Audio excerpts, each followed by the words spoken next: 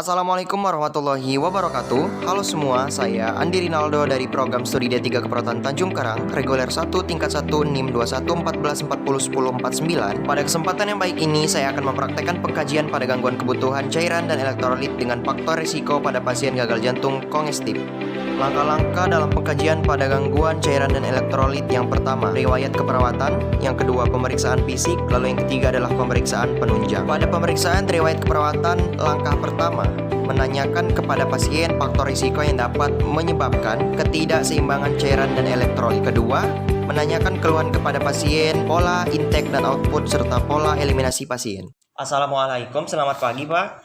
Waalaikumsalam, pagi. Perkenalkan, saya perawat Andi yang akan merawat Bapak dari jam 10 sampai jam 1 siang nanti. Baik, Pak. Namanya siapa, Pak? Andrian, Oh, Pak Andrian. Tempat tanggal lahirnya?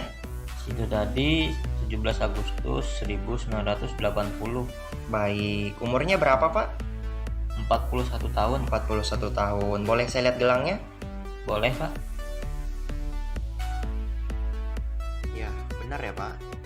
Pagi ini saya akan melakukan pengkajian gangguan kebutuhan dan cairan dan elektrolit untuk mengetahui apakah ada gangguan pada kebutuhan cairan dan elektrolit Bapak. Pengkajiannya akan kita lakukan di ruangan ini selama 20 menit ya, Pak. Apakah Bapak siap? Siap. Baiklah, kita mulai ya, Pak. Apakah pernah mengalami trauma, Pak, sebelumnya? Pernah, Pak. Gagal jantung kongestif. Kalau malam susah tidur dan sesak napasnya. Oke, untuk minum biasanya berapa banyak sehari, Pak? 5-8 gelas sehari, Pak. Baik, untuk makan seberapa sering, Pak? 3 kali, Pak, normal. Oke, normal ya, Pak. Untuk buang air kecil sendiri berapa kali sehari, Pak? Biasanya sering, Pak. Kalau malam lebih dari 3 kali, gak banyak. Dan warna urinnya pekat, Pak. Apakah Bapak diare? Tidak. Oke, untuk selanjutnya saya akan melakukan pemeriksaan fisik kepada Bapak. Apakah siap, Pak? Siap, Pak. Untuk selanjutnya, pemeriksaan fisik pada gangguan kebutuhan cairan dan elektrolit. Langkah pertama, memeriksa keadaan umum pasien dengan cara Glasgow Coma Scale, yang meliputi kemampuan pasien membuka mata, berbicara, dan kemampuan pasien untuk bergerak. Kemudian, kita juga bisa menggunakan metode AVPU atau Alarm Verbal Fine and Instant Skills. Baik, apakah Bapak bisa mengangkat tangan kanan Bapak? Bisa, Pak. Lanjut tangan kirinya, Pak. Oke, baik. Pada pemeriksaan keadaan umum, kita menilai pasien tersebut apakah iritabilitas, alergi, bingung, ataupun disorientasi. Pada pasien dengan gagal jantung kongestif, biasanya keadaan umum pasien yaitu lelah dan lemas. Selanjutnya yaitu pemeriksaan intake dan output cairan pasien. Oke, untuk makan Bapak masih bisa lewat mulut kan, Pak? Bisa, Pak. Baik, untuk gurindam fesisnya seperti apa, Pak? Banyak atau sedikit? Sedikit, Pak. Baik.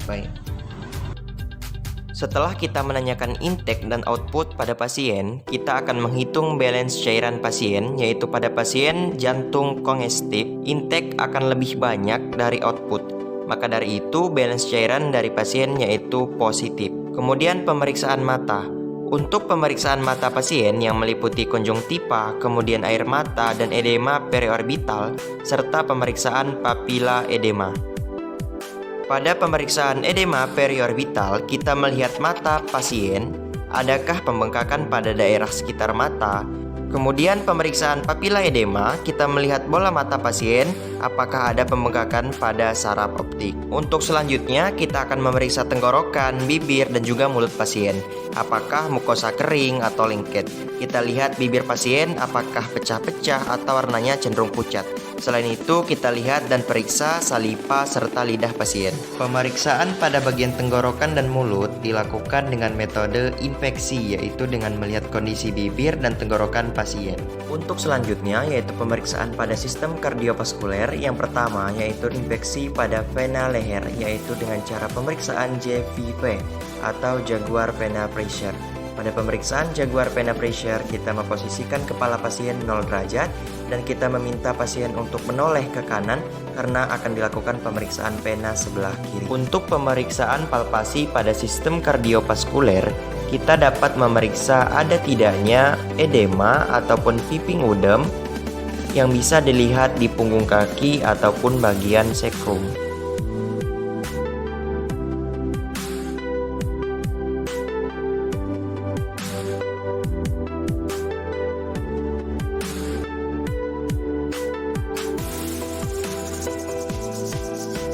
Selanjutnya, pemeriksaan auskultasi pada sistem kardiovaskuler yang meliputi pemeriksaan tekanan darah.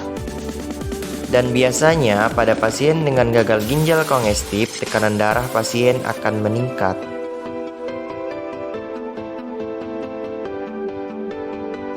Selanjutnya, pemeriksaan auskultasi pada jantung pasien yang biasanya pada pasien gagal jantung kongestif akan terdengar suara murmur jantung.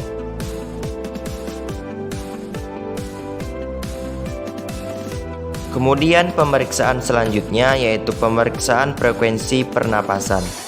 Apakah adanya dispnea atau sesak napas, kemudian kita auskultasi apakah terdengar suara abnormal seperti bising maupun rongki.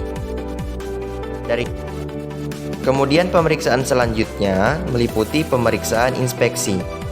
Dengan melihat abdomen, apakah abdomennya cekung ataupun distusi. Kemudian juga kita tanya apakah pasien mengalami diare atau tidak, dan memeriksa adanya hyperperistaltik maupun hipoperistaltik.